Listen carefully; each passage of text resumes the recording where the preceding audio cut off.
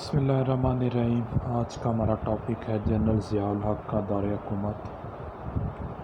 Previous lectures میں ہم نے ڈسکس کیا تھا تیسرا مارشل لا جو پاکستان میں لگا، اس کے لگنے کی کیا وجوہات تھی، کون سے ایسے محرکات تھے جن کی بنا پہ اس کو لگایا گیا۔ اس میں یہ تھا کہ 1977 کے جو الیکشن ہوئے، اس الیکشن میں پاکستان پیپلز پارٹی کو واضح اکثریت ملی اور پاکستان نیشنل الائنس جو 9 مذہبی جماعتوں کا اتحاد تھا، انہوں نے ایلیگیشن کی کہ جو الیکشنز ہیں ان کو ریگ کیا جائے۔ اس حوالے سے پروٹیسٹ سٹارٹ ہو گئے، سچویشن جو ہے وہ دن بدن خراب ہوئی یا اس کو خراب کرایا گیا۔ اب اس کے بعد ہم پڑھتے ہیں کہ آج ہم ڈسکس کریں گے کہ 5 جولائی 1977 کو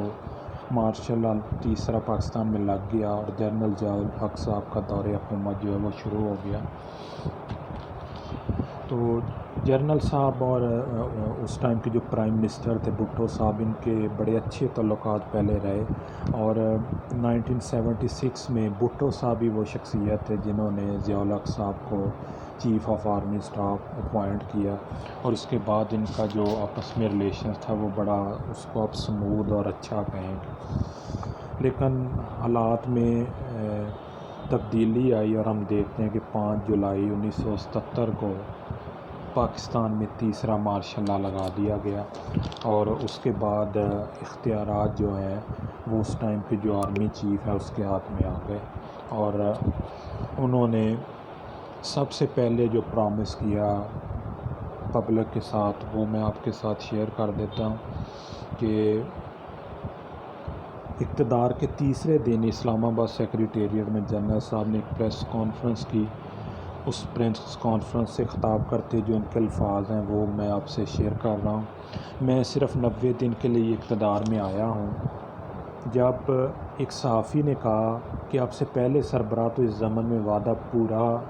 پورے نہ کر سکے، اس کا کیا ثبوت ہے کہ آپ 90 دن کا وعدہ پورا کریں گے؟ تو انہوں نے چھاتی پر ہاتھ رکھ کر کہا،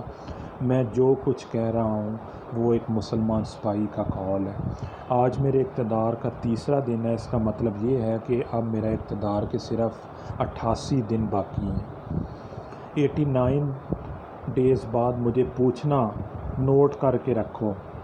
اس سے پہلے یعنی 5 جولائی کو انہوں نے لگایا اور 6 جولائی کو نئے انتخابات کے حوالے سے جو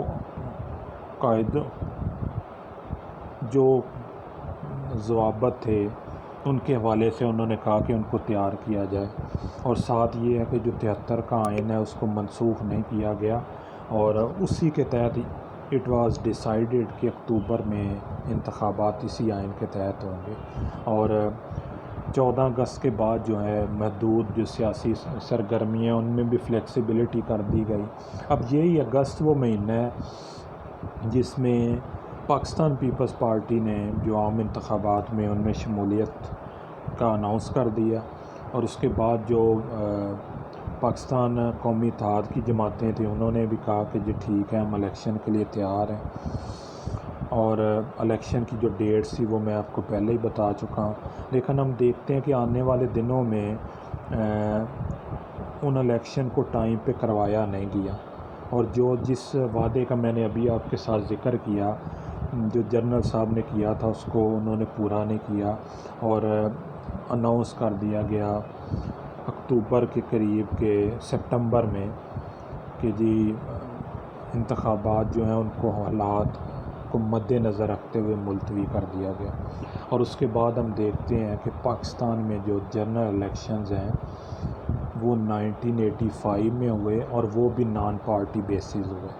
تو یہ جنرل ضیاء الحق صاحب کی جو ابتدائی ایام تھے، ابتدائی ماہ تھے دور حکومت میں، اور اس میں وہ as a chief martial administrator کام کرتے رہے، چونکہ اس ٹائم صدر چودھری فضل الہی تھے۔ جب ان کا ٹینیور 16 ستمبر 1978 کو مکمل ہوا تو اس کے بعد یہ صدر پاکستان بنے۔ یہ تو آج تھا جس میں ہم ان کا جو ابتدائی سال تھا اس کے بارے میں چیزیں شیئر کرنا چاہ رہے تھے۔ نیکسٹ جو پارٹ 2 اور 3 میں ان کی پالیسی، اس میں اسلامائزیشن پالیسی ہے، اس میں مجلس شورا، اس میں جو بلدیاتی الیکشن ہے 1985 کے نان پارٹیز الیکشن، اور جو بھی افغان وار پہ ان کا رول ہے، جو انہوں نے سپورٹ کیا امریکہ کو، اس پہ ہم بات کریں۔